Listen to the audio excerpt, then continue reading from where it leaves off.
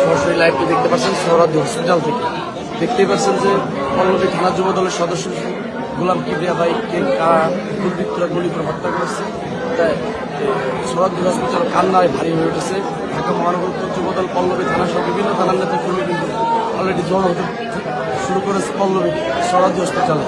দেখতে পাচ্ছেন ঢাকা মহানগর উত্তর যুব দলের সদস্য সাজাদুল্লাহ এবং ঢাকা মহানগর উত্তর বিএনপির আহ্বায়ক ইতিমধ্যে এসে